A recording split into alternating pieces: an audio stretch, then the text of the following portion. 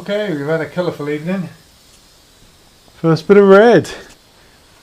That's 2 coats. So try and normally do a dust coat and then another coat over the top. They were probably 2 fairly evenly thick coats or evenly thin coats. So yeah, it's nice to see it looking red again. Predictably, it's showing up all the little imperfections. But yeah, a great start. Let's look forward to a bit of flattening and a bit more paint on it probably on Wednesday. So a good result last night. We got a coat all the way round in red. You can see though that it's quite translucent. See the bits of filler there where it's sort of showing through still. There's a bits there on the hump there. It is a little bit mottled. So the idea is back with the 800 and the squeezy bottle. I'm going to flatten it all off and we're going to put a second thin coat on there. Right, we're flattening that first coat back. This is how it sort of comes up with a bit of a mottledy finish.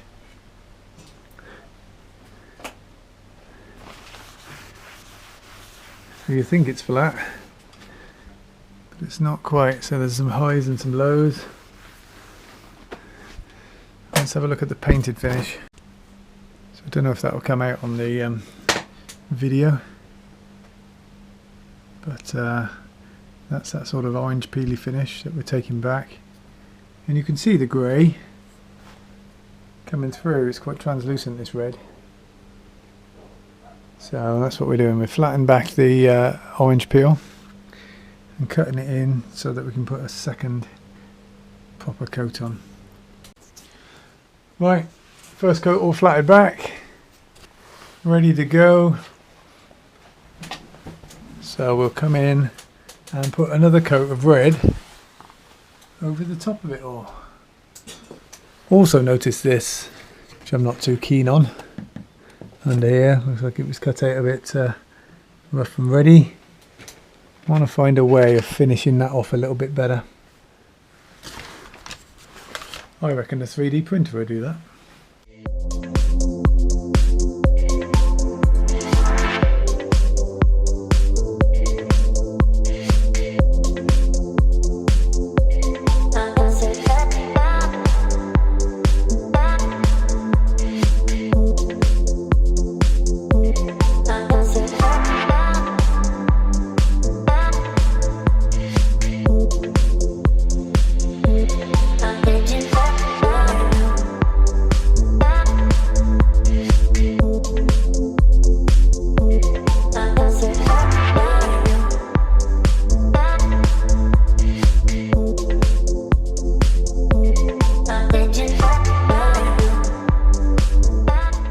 Right, well I've got 2 coats on the fuselage now of red, which are flattened back.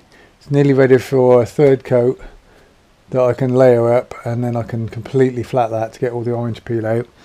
I've got to put an additional coat along here of red because I had a run, so I've had to rub that off quite harshly. So just got to do a little bit of blowing in there before I do the final 3rd coat of red. But before I did the final 3rd coat of red, I wanted to get some white on to start layering it up just around the top here. So I was going to put 2 coats on this, flattened back in between, and then when I've done my 3rd coat of red, I will mask it up, ready for the white stripe. Blow the white stripe in with 2 coats, maybe 3, depends how many it needs to cover the red, and then do a final colour, then do a final coat of white over the top of this and along the stripe till it all disappears. That's the plan. So tonight I'm going to put the first coat of white on the top and round the hoop. Also, I've deviated from the original colour scheme slightly, in as much as I saw something on Joe Roberts' rendering of his red shadow, and it had a black nose leg just there. And I've got a little trick that I'm going to show you that I've done to cover up some rough hole cutting underneath. So I'll show you that at a later point, but I've already sprayed this nose leg black. Thanks for the inspiration there, Joe. And should match the black of the main wheels in the carbon fibre. So yeah, I think that worked well. Anyway, enough rabbiting on, let's put some white on it.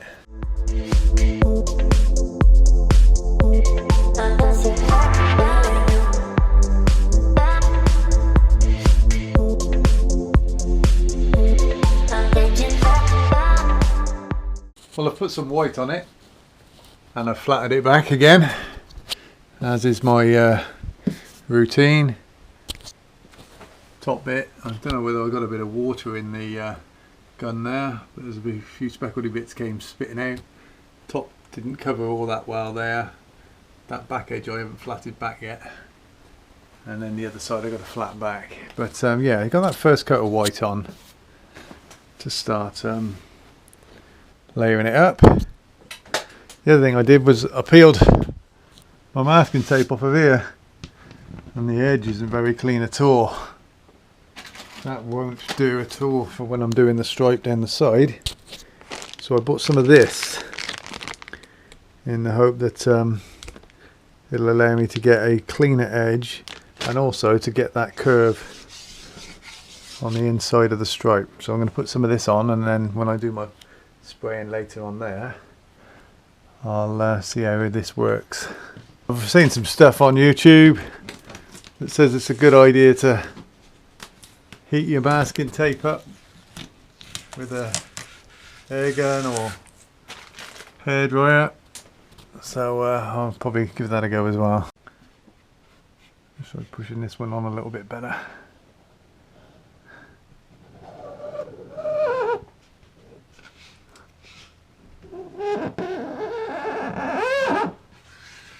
Right, we'll give that a bit of paint later, and just a little experiment there on how well it'll go around the edges. Puckers up on the middle there. It's the Monday after Easter Sunday. Glorious Easter Sunday we had outside, running around with the kids, Easter egg hunts and everything. But now the temperature's dropped. Well, it's freezing out there. So I came home yesterday afternoon and quickly put what I hope is the last coat of red on it. Did what I have been doing of late, which is put a little less thinners in it so that I can be a bit braver to layer it up. But I probably overdid warming up the workshop. Had all the lights on, all the heaters.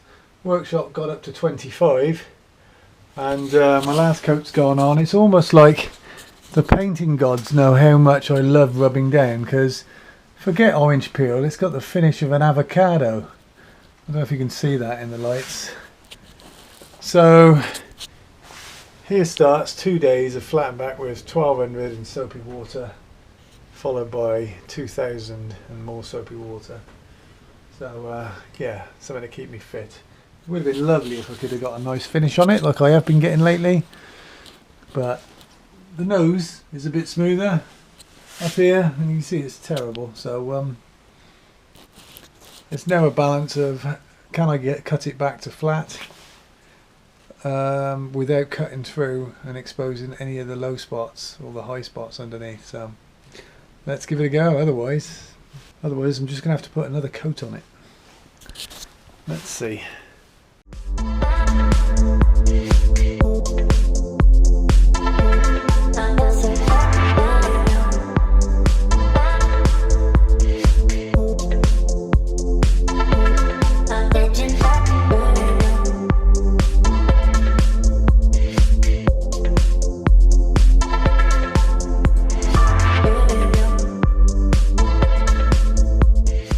So yeah, it needs still needs a lot more to get it back to this completely flat finish.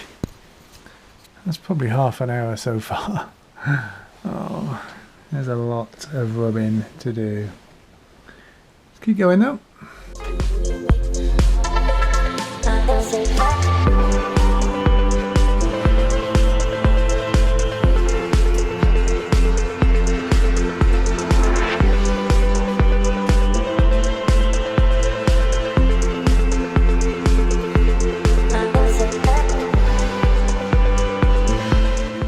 Right, second evening I'm flattening back this top coat. It's bloody freezing. It's about 3 degrees, it's been snowing outside. Yeah, it's April.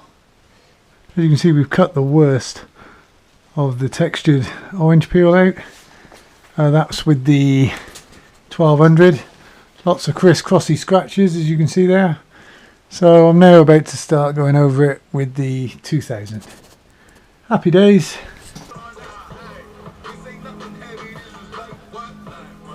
Right, I've been round with 2000. Didn't take as long as I thought it would. I've still got some speckles in the finish. I don't know if you can see it there on camera.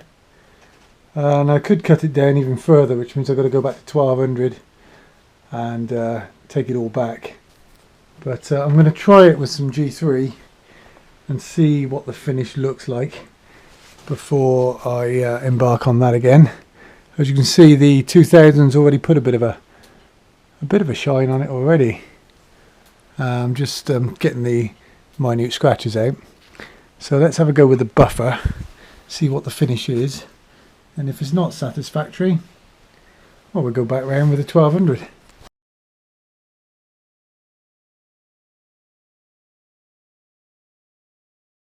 Well, I've had a bit of a test polish with the G3, and there's parts that have come up pretty damn flat. Still see all the little swirls in it. But there's parts like the top there, I don't know if you can see that, where I haven't cut all of the orange peel out. So I'm going to have to go back over that tomorrow, just on the top of the nose at least with 1200, and then cut it back again with 2000. And as you can see, the side, I hope you can see, it's pretty glassy, so that should polish up quite nice. But we've still got the dimples on the top, and then the side here is pretty flat, and as flat as I'm going to get. Just those little scratchy scratch marks. The more you polish it, the more crazy you get about the finish. But I've got to draw the line somewhere.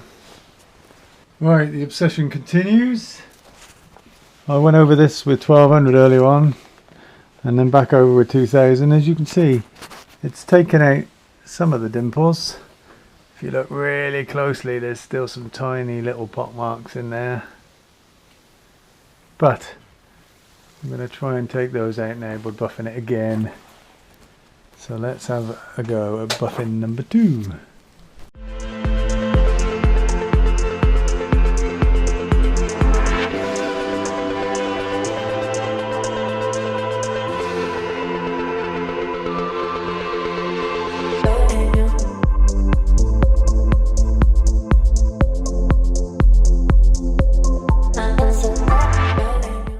Right, I've been round with the G3. Enough is enough on this flatting and polishing and stuff. We got a shine on it. It's looking a lot better than it was. I'm going to stop obsessing. So now we're going to cut it back with the G10, just to try and get a few more of the swirls out. And then we're going to start masking up white stripes.